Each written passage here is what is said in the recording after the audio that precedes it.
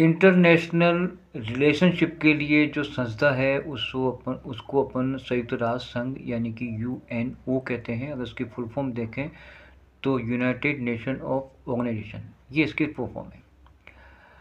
अब आता है कि इसकी स्थापना कब की गई। इसकी स्थापना जो है 24 अक्टूबर 1945 ईस्वी को संयुक्त राष्ट्र संघ की स्थापना की गई। अब इस संघ का मेन उद्देश्य क्या था? इसका जो मेन उद्देश्य था कि विश्व में शांति और समृद्धि को स्थापित करना, यानी कि युद्धों को रोकना और पूरे वर्ल्ड में समृद्धि हो, इसलिए इस उद्देश्य से इस संघ की स्थापना की गई, जिसका नाम है यूएन।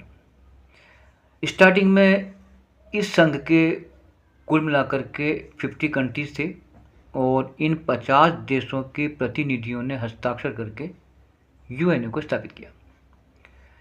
स्थान क्या था? वो था सान फ्रांसिस्को नगर, जो कि अमेरिका में है। ठीक है। अब आता है कि भाई इस संघ का मुख्य कार्यालय कहाँ पर है। इसका मुख्य जो हेड ऑफिस है वो न्यूयॉर्क शहर में, जो कि अमेरिका में यानी कि यूएसए में है। ठीक है। इसके बाद देखते हैं कि इसका अंतर्राष्ट्रीय न्यायालय, जो कि पूरे विश्व के अंदर जो भी जजमेंट होता है वो अंतर्राष्ट्रीय न्यायालय के द्वारा होता है। और इसमें इसका जो ऑफिस है वो है नीदरलैंड में, और वहाँ का एक शहर है दी हैग, वहाँ पर ये अंतर्राष्ट्रीय न्यायालय है। अभी इसके बारे में और बात करेंगे अपन। इसके बाद है इसमें अब कुल कितने देश हैं, यानी कि इसमें 193 कुल इसके मेंबर हैं संयुक्त राष्ट्र संघ के, 193 देश। इसकी बात है कि इसका मुख्य अंग यानी कौन कौन से भाग इसमें कार्य करते हैं। तो इसके अंदर सबसे पहला है महासभा। इस महासभा में 193 देश इसके मेंबर हैं और इनके द्वारा ही पूरे कार्य किए जाते हैं। जो भी प्रस्ताव पास होते हैं वो इस महासभा के द्वारा किए जाते हैं, यानी कि 193 देश मिलकर के उस प्रस्ताव को पास करते हैं। इसके बाद देखते हैं कि सुरक्षा परिषद, यानी कि सबसे मेन जो है वो सुरक्षा परिषद है, पूरे विश्व में शांति स्थापित करना। इसमें कुल जो मेंबर हैं 15 है, यानी कि 15 देश इसमें इसके मेंबर होते हैं। इसमें 5 तो हैं स्थायी। कौन कौन से 5? एक तो अमेरिका है, चाइना, अमेरिका, चीन, इंग्लैंड, फ्रांस और रूस, ये 5 जो हैं मेंबर ये परमानेंट स्थायी हैं। और अस्थायी मेंबर होते हैं 10। अब 10 जो है अस्थायी है तो इनका चयन कैसे होता है, यानी कि इनका चयन अल्फ़ाबेटिकली होता है, यानी कि जैसे पहले ए से शुरू होंगे तो पूरे विश्व में जितनी भी कंट्रीज़ हैं ए नाम से पहले उनको लेते हैं। अब उसमें ये है कि उसके लिए महासभा द्वारा जो भी प्रस्ताव होता है वो पास होने के बाद ही इसके ऐसे सदस्यों की सूची में आते हैं। यानी कि इसमें अस्थायी मेंबर कितने हैं? इसमें अस्थायी मेंबर हैं 10 और स्थायी हैं 5, जो मैंने अभी बताया आपको। इसके बाद इसका जो अगला जो अंग है वो है आर्थिक और सामाजिक परिषद, जिसमें कुल मिलाकर के 54 कंट्रीज़ हैं।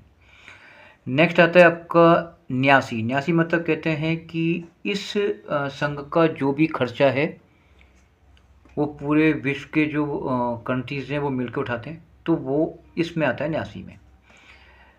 इसके बाद आता है अगला आता है अंतर्राष्ट्रीय न्यायालय। और अंतर्राष्ट्रीय न्यायालय जो मैंने अभी कहा कि वो नीदरलैंड के एक देश में है, जिसमें कुल मिलाकर के 15 जजेस हैं, जो कि अलग अलग जिनको अलग अलग नागरिकता प्राप्त होती है।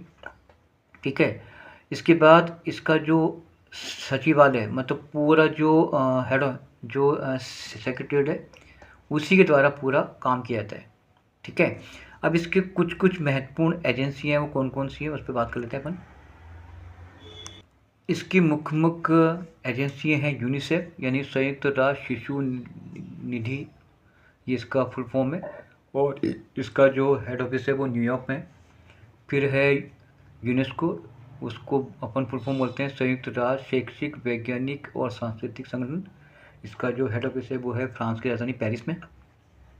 फिर होता है WHO, वर्ल्ड हेल्थ ऑर्गेनाइजेशन, विश्व स्वास्थ्य संगठन, और इसका जो हेड ऑफिस है वो है जिनेवा में, जो कि एक देश है स्विट्ज़रलैंड।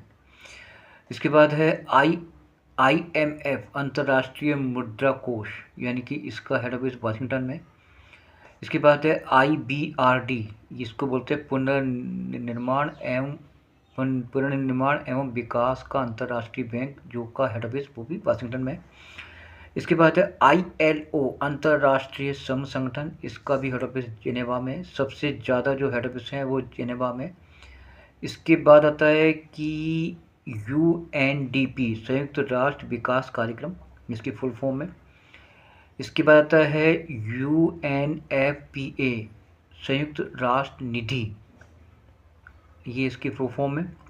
इसके बाद है UNHCR संयुक्त राष्ट्र शरणार्थी, इसका जो हेड ऑफिस है वो उच्चायोग जो होते हैं हर देश के, वो ही इसके हेड ऑफिस हैं। इसके बाद आते हैं यूनिडो। इसके बाद है आपका 11 नंबर पे है FAO, फिर है IDA, IFA international food authority. इसके बाद है IFAD। नेक्स्ट है आपका ICAO, फिर है UPU, WMO, WTO, WIPO और सबसे नेक्स्ट में है IAEA। ये इसकी कुछ सुरक्षा एजेंसी हैं जो पूरे विश्व में कार्य करती हैं। तो ये आज का जो हमारा टॉपिक था वो था संयुक्त राष्ट्र संघ। धन्यवाद।